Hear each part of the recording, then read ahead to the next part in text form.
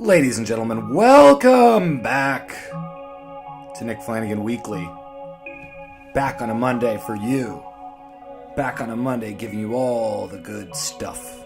My name is Nick. I am the titular host of this podcast, which happens 4 times a week right now. Will that keep going on? I don't know. If I get more work, what the heck am I going to do? I don't really want to stop doing the podcast. I'm going to have to figure out something that works. That's down the road, though. No point in catastrophizing down the road. This is a podcast, by the way, if you've never listened, that covers interviews occasionally. A lot of the time it's just me solo, talking about self-care, talking about the news, giving little mini reviews, answering your questions and comments. If you have one, please send them to Nick Flanagan. No, that's not anything. Please send them to me at Flanagan. No. Please send them to weaklypodcast@gmail.com. WEAKLY podcast at gmail.com. Gmail is an unknowing sponsor of this podcast. If you want to support me, there's a couple of ways to do it. If you want to support the podcast, you can go to nickflanagan.bandcamp.com, pick up my album, Wiped Privilege. I would really appreciate that. Or you can go on Spotify, follow me, listen to my album on Spotify, get it on Apple, whatever they call iTunes now, and pick up the album there. I have 2 albums, actually. Request the album on SiriusXM, that kind of stuff. Yeah, that would all be very appreciated. And yeah, that's, so far I've done nothing to prove why I should have your support beyond introducing the podcast, but that's because I'm just rolling into it quietly. It's the beginning of the week. Give me a second.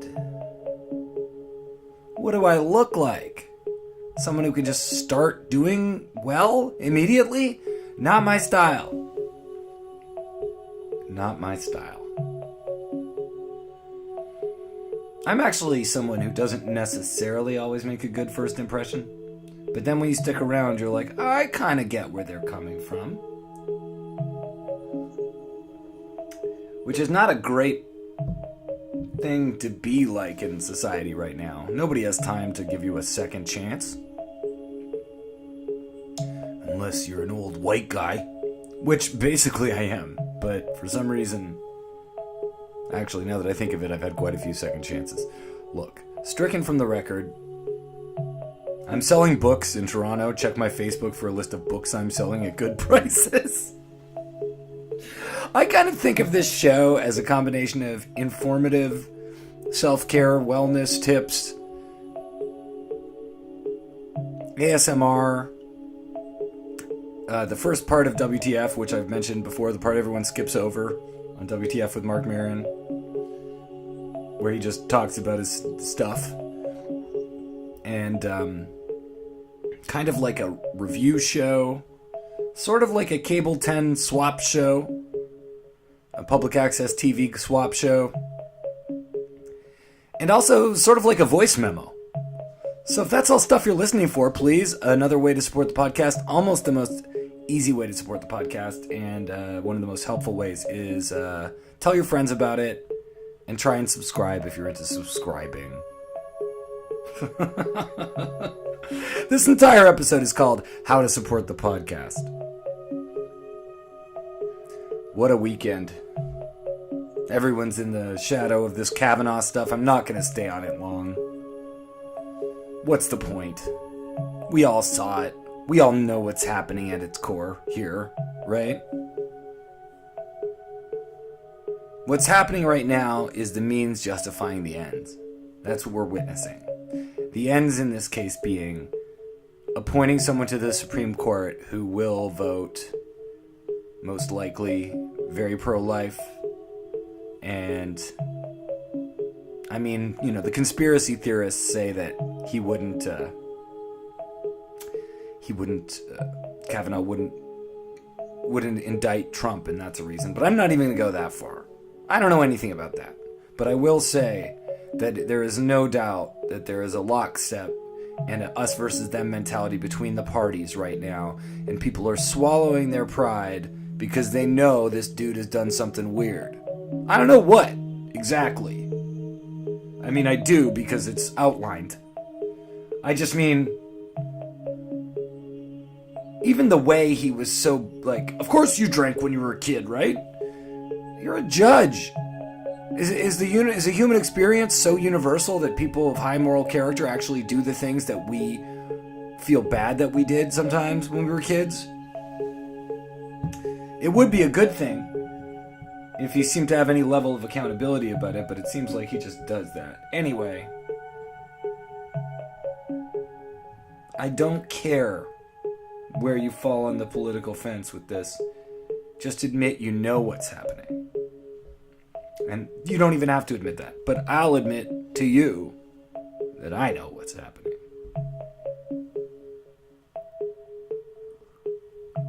What is this music? I'm not going to tell you. There was nothing on the YouTube here that said I have to post anything, so you're not going to even... Okay, I'll tell you. This is the YouTube channel Relaxing New Age Music. And this is called Ambient Music, Electronic Music, Nordic Ambient Music, Synthesizer Music. That's a pretty easy name to remember.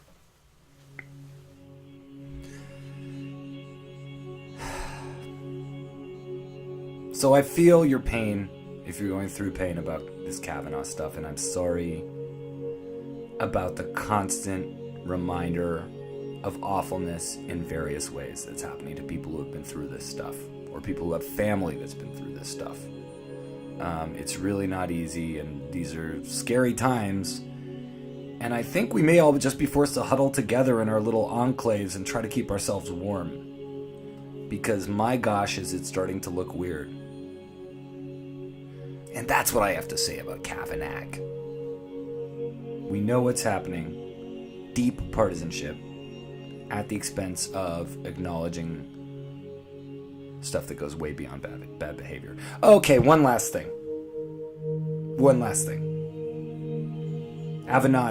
Michael Avenatti, the lawyer. He put forward the idea that in this man Brent Kavanaugh, I know his first name in case you were like, what's his first name? Kavanaugh, Brent. His yearbook, he put in a bunch of weird codes, mentioned the Devil's Triangle, wrote this weird series of capital F's before writing Happy 4th of July or something, or in the word 4th of July. And I think that this boofing somehow got mentioned somewhere. This is apparently all code. FFFF is something like French, and you can guess some of the other F's. They're dirty. And find them, feel them, forget them. And of course, all the Republicoids. Don't you hate it when people? Don't you hate this thing where people like make dumb nicknames for shit they don't like? Jello Biafra started that, if I recall. So it is a Democrat invention or a left-wing invention, if I can recall. It's like, oh, when Richard Smelson... Whatever, that's a bad one, but... Richard Obnoxioson... He called John Asscrack, that's what he called John Ashcraft in the Bush years. But yeah, lib turds... You know, dumbo-craps, like all of that stuff is just, it makes me think that we're so dumb. President Cheeto, what are we doing here? What are we trying to do? I love eating Cheetos, but I don't do it regularly. I'm just saying, we're reminding people of something that tastes good. They're gonna associate them with a treat. You don't want to do that. Find them, feel them, forget them. That's the name of a Mentors song. That's what I think is so funny. This like high-level Yale guy is using the same disgusting language that El Duce used. What the F? Golden Triangle, boofing. Secret societies, Illuminati, Skull and Bones, jet fuel, steel beams, the dead walking the earth, aliens growing from our backs, pigs that can talk. Donuts with no holes. I don't really know what all of those words mean next to each other. But I'm trying to say, rich people have some weird stuff. And one day I really hope it all comes to light. Unfortunately, we'll all be dead and there will be people excavating it and being like, it turns out that Yale had this sort of a concentration camp below it.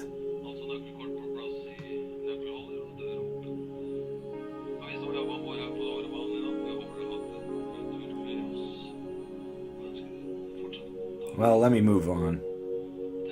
Let me tell you what I got up to last night. I saw Wu-Tang Clan last night. It was awesome. I couldn't believe it. It was incredible. Kind of blew the lead there, but I don't want to give you any doubt that they weren't amazing.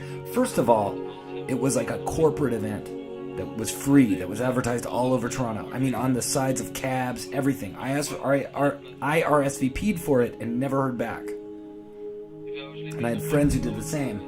And then I wound up getting to review the show. And you can check that out in Now Magazine, nowtoronto.com. That'll be out by the time you hear this, most likely. Maybe a little bit later.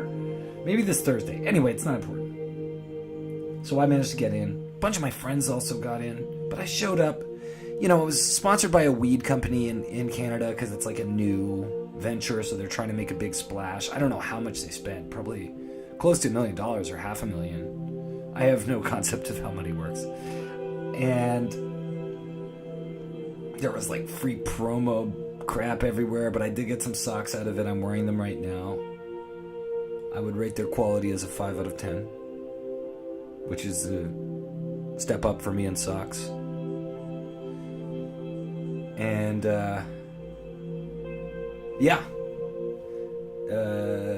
it was a real mill-around crowd. Opener, Peter Jackson, terrible. I didn't even mention him in the review. Just so bad. Brutal. But that's how a rap show goes. Local opener, you're lucky if they're any good. And then Wu-Tang come out. RZA comes out first. And then after that, all 7 other members, besides ODB obviously, but his 2 sons are there. His one son's rapping all the ODB parts. And they just enter the 36 chambers perfectly. They know all the lyrics, they know all each other's lyrics, they're filling in everyone's lines if they miss a line. It was thrilling. And the city I'm from is one of these cities that was like, probably because it's an East Coast city, was super influenced by 90s hip-hop from New York.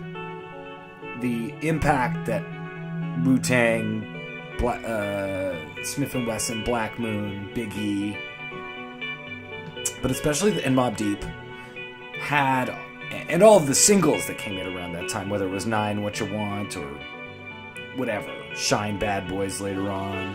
It's not even hip-hop, but Welcome to Jam Rock by Damian Marley was huge. Just trying to give you an idea of the kind of city it is. Reggae-fied, East Coast. You know, they loved that stuff. And they still do. There were some young people there. For sure, people younger than me. But there were a lot of my friends there, and people were just rapping along to every word.